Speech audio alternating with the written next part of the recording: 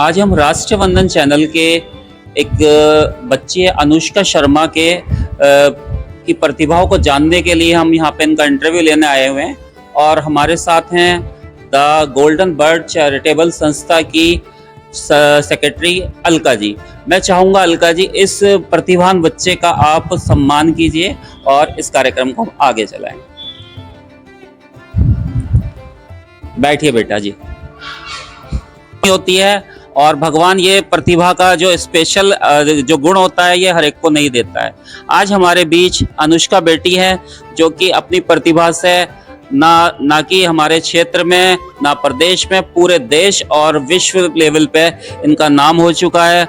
अभी ये अनुष्का जी अभी आदरणीय हमारे प्रधानमंत्री जी नरेंद्र मोदी जी के सामने भी कविता प्रस्तुत करके आई हैं और अभी 4-5 दिन पहले मेरठ CCS यूनिवर्सिटी में हमारे प्रदेश की राज्यपाल आई थी, उनके सामने भी इस बेटी ने अपनी कविता से सबको मंत्रमुग्ध किया है, सबको बहुत अपने क्षेत्र का नाम अपने क्षेत्र का गौरव बढ़ाया है। अब मैं अपनी बेटी से चाहूँगा कि ये कुछ अपने बारे में बताते हुए बताएं कि इन्हें इस क्षेत्र में आने का कैसे अवसर मिला और क्या क्या इनकी भविष्य में ये सोचती हैं। तो मैं अपनी बेटी अनुष्का से चाहूँगा कुछ बताएं हमें। नमस्कार, मेरा नाम अनुष्का शर्मा है। मैं कक्षा 7 में पढ़ती हूँ और मुझे कविता का शौक कोरोना टाइम था तो बहुत ज़्यादा फ्री टाइम था। तो जब वो फ्री टाइम था तो सब फैमिली एक साथ रहती थी, ना ही हम कहीं बाहर जा सकते थे। तो मैंने YouTube से देखा, तो जब मेरे पेरेंट्स थे उन्होंने बोला कि तुम थोड़ा स्पीच करो, फ्री टाइम है। तो मुझे स्पीच भी किया और इवन मैं कराटे भी करती हूँ, ड्राइंग भी, डांस भी, और मेरा भाई भी है वो भी कराटे करता है। तो जब फ्री टाइम था तो हमने ये सब कोरोना में सीखा और इससे मुझे लगा कि मैं आगे भी कुछ कर सकती हूँ। जैसे कि हमने देखा है आपका पोर्टफोलियो देखा है, उसमें माननीय प्रधानमंत्री जी तक के सामने आप परफॉर्म कर चुकी हैं। तो वो अनुभव था, वो विशेष अनुभव आपको कैसा लगा, वो हमारे दर्शकों को जरा बताइए। मुझे बहुत ही अच्छा लग रहा था और मैं सोच रही थी कि मैं यहाँ तक आ गई, मुझे बहुत खुशी हुई थी उस टाइम। और अब भविष्य में आपके क्या क्या आप सोचती हैं कि क्या आप कर सकती हैं इस क्षेत्र में, क्या क्या पॉसिबिलिटी है आपके लिए? आप एक छोटी बच्ची हैं 7th क्लास में, क्या क्या पॉसिबिलिटी आपको लगती है? मैं बड़े होके एक IAS ऑफिसर बनना चाहती हूँ और उसके साथ साथ मैं स्पीच भी देना चाहती हूँ, क्योंकि जो एक IAS है वो स्पीच भी दे सकता है। जी। और जो मेरा शौक है डांस, मैं उसको फॉलो करना चाहती हूँ। अच्छा, तो आप प्रशासनिक अधिकारी बनना चाहती हैं? प्रशासन में जाना चाहती हैं?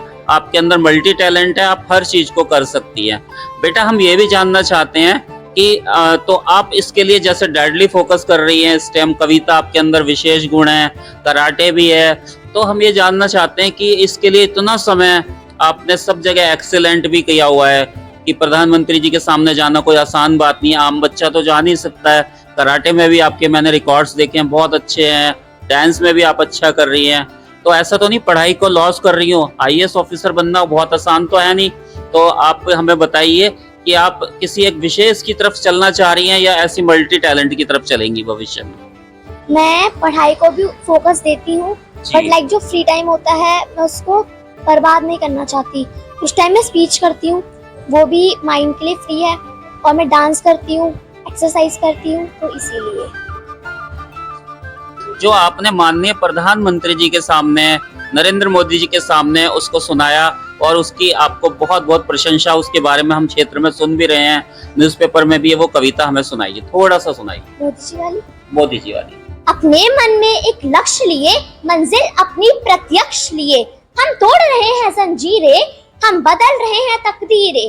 ये नवयुग है, ये नव भारत, हम खुद लिखेंगे अपनी तकदीर, हम बदल रहे हैं तस्वीर, खुद लिखेंगे अपनी तकदीर।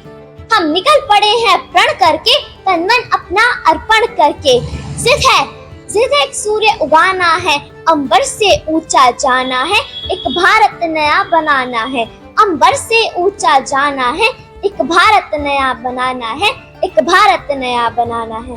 धन्यवाद। तो आपने देखा कि ये प्रतिभावान लड़की किस तरह से अपनी सभी दिशाओं में बढ़ रही है और ये एक नसीहत है, एक सीख है नए बच्चों के लिए।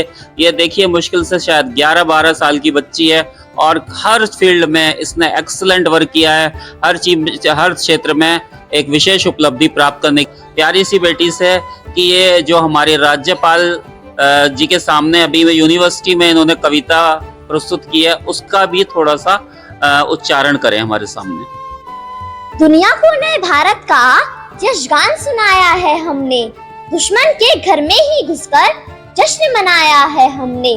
धर्म पूछकर बहनों का सिंदूर मिटाया था तुमने, अब उसे मिटे सिंदूर को बारूद बनाया है हमने। पहलगाम का बदला लेकर दुश्मन को ये बता दिया, चुटकी भर सिंदूर की कीमत कितनी भारी पड़ती है, ये बता दिया।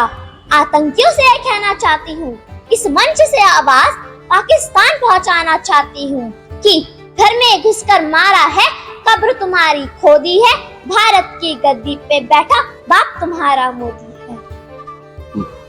आप देख रहे हैं इस लड़की के अंदर कितना एग्रेशन है, कितना अपने देश के प्रति समर्पण है। और इस बेटी को हम बहुत बहुत शुभकामना देना चाहेंगे अपने चैनल राष्ट्रवंदन की तरफ से। इनके उज्जवल भविष्य की हम शुभकामनाएं करते हैं और इनको बहुत बहुत शुभकामनाएं के साथ हम अपने चैनल से इनका सम्मान करेंगे। ठीक है। राष्ट्रीय वंदन चैनल की तरफ से मैं डॉक्टर संघर्ष शर्मा जी का अपने चैनल में बहुत बहुत स्वागत करता हूं और इनसे कुछ जानकारी हम लोग लेना चाहेंगे। आप डॉक्टर साहब फाइन आर्ट्स के में इन्होंने पीएचडी की है, डॉक्टर हैं और एक प्रतिष्ठित अपने क्षेत्र में एक बहुत प्रतिष्ठित काम किया है। फर्स्ट नंबर का जो काम है इनकी बेटी है जो कि नेशनल लेवल पे तरह तरह से उनने अचीवमेंट हासिल किए हैं, अपना प्राप्त किए हैं। मैं डॉक्टर साहब से चाहूँगा कि जो इनकी बेटी है उसके बारे में कुछ बताएं और हमारे दर्शकों का मार्गदर्शन करें। नमस्कार, मेरा नाम डॉक्टर संघर्ष शर्मा है। मेरा मेन पर्पस यही था, बेटा या बेटी से कोई फ़र्क नहीं पड़ना। मेन चीज़ आपका ये है कि स्टार्टिंग से ही अगर जब तक आप बच्चों को कोई ना कोई एक्टिविटी ऐड ऑन करके रखेंगे तो आपके बच्चे कल को आने वाले टाइम में बुरी एक्टिविटीज से कहीं ना कहीं अपने आप को बचा के रखेंगे। मेरा सभी पेरेंट्स से ये अनुरोध है कि अपने बच्चे को सिर्फ पढ़ाई में ना लगा करके कुछ ना कुछ एक्टिविटीज़ में भी उनको ऐड ऑन किया जाए।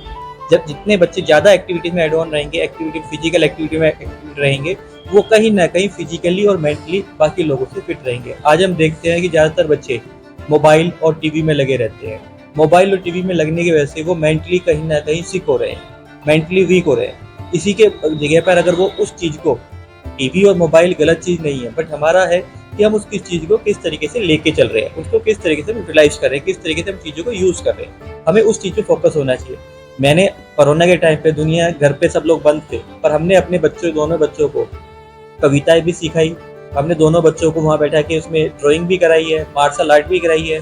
मेरे घर पे आज भी एक पूरा रूम हमने पूरा जिम एक सेटअप किया हुआ है, सो दैट बच्चे घर पे रह के ही बॉक्सिंग करते हैं, कराटे करते हैं, आपका म्यूजिक क्लासेस करते हैं, डांस की क्लासेस कर रहे हैं और भी एक्टिविटीज़ में साथ में रहते हैं। इसका बेनिफिट ये होता है कि अभी मेरी बेटी 7th क्लास में है, मेरा बेटा 5th क्लास में है, तो अभी इनके पास टाइम है, एक एज है। अब इनको पास मल्टी टैलेंटेड होने का बेनिफिट ये है कि इसको जिस चीज़ में भी इनका इंटरेस्ट होगा, हमारी किसी भी तरीके पे ये नहीं है कि हमें इनको सिंगर ही बनाना है या इनको कवित्री बनाना है या इनको मार्शल आर्ट बनाना है।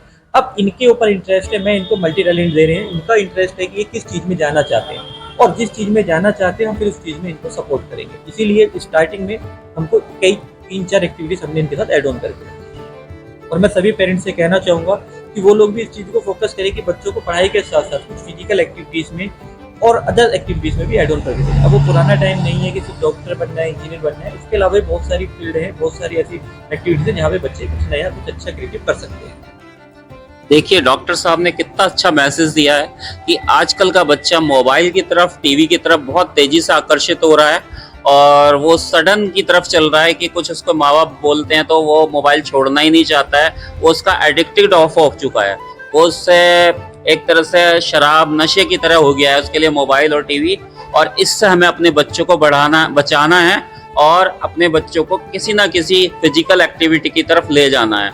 डॉक्टर साहब द्वारा दिए गए मैसेजेस को आप बहुत ध्यान से सुनिए।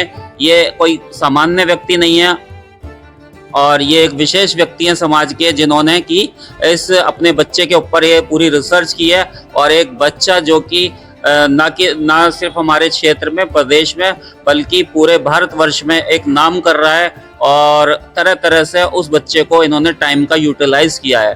तो ये सभी के लिए प्रेरणा स्रोत है कि सभी को अपने बच्चों को फिजिकल एक्टिविटी की तरफ ले जाना है और हमें इस मोबाइल से बचाना है। इसका सिर्फ प्रयोग करना है, दुरुपयोग हो रहा है उससे हमारे समाज को बचाना है, स्पेशली अपने बच्चों को। ये हमारे समाज का भविष्य है। और मैं डॉक्टर साहब से और भी कुछ जानना चाहूँगा। इतनी अच्छी उनकी पकड़ है, इतना अच्छा मैसेज दे रहे हैं, कुछ और भी बताइए डॉक्टर साहब। तो देखिए, टीवी देखने के लिए, मोबाइल देखने के लिए मैंने भी अपने बच्चों को मना नहीं किया हुआ। वो टीवी देखे, मोबाइल देखे, बट हर चीज़ के साथ कुछ ना कुछ चीज़ें एड ऑन की हुई हैं कि आप फिजिकल एक्टिविटी करेंगे। अगर 1 आवर आप फिजिकल एक्टिविटी करते हो तो आप टीवी देख सकते हो, इतनी देर टीवी देख सकते हो। आप टीवी देख रहे हो तो उसमें डांस देखो, कैसे डांस इंडिया डांस और बहुत सारे बच्चों के किड्स के प्रोग्राम आ रहे हैं। आप उससे ड्राइंग सीखो, जी। आप उससे फिजिकल एक्टिविटी सीखो। आज की डेट में आपको किसी टीचर्स के पास कहीं जाने की जरूरत नहीं है एक्स्ट्रा। अगर आपको बेसिक चीजें तो आपको यूट्यूब भी सिखा देता है। आप उनसे उस चीज को ले, ना कि हम फालतू के रील्स को स्क्रॉल करें और उसी से अपना टाइम वेस्ट करें। जितना टाइम हम इन चीजों में ज्यादा लगाएंगे उतना हमें आगे के लिए, फ्यूचर के लिए बेनिफिट मिलेगा। और आजकल के बच्चे इतने स्मार्ट हैं कि अगर उनको हम एक सही डायरेक्शन दे दें तो इन फ्यूचर के लिए उनको पास अपना एक अलग से कलेक्शन होता है कि हम क्या क्या बन सकते हैं, क्या कर सकते हैं। हम अपने चैनल की तरफ से डॉक्टर साहब को बहुत बहुत शुभकामनाएं दे रहे हैं और इनकी बेटी को भी बहुत बहुत शुभकामनाएं देते हैं इनके उज्जवल भविष्य के लिए। बेटी की, इनका बच्चा जरूर वर्ल्ड लेवल पे हमारे देश का नाम करे, हमारे क्षेत्र का नाम करे। तो मैं राष्ट्रवंदन चैनल के लिए प्रदीप गोयल आपका बहुत बहुत धन्यवाद ज्ञापित करता हूँ।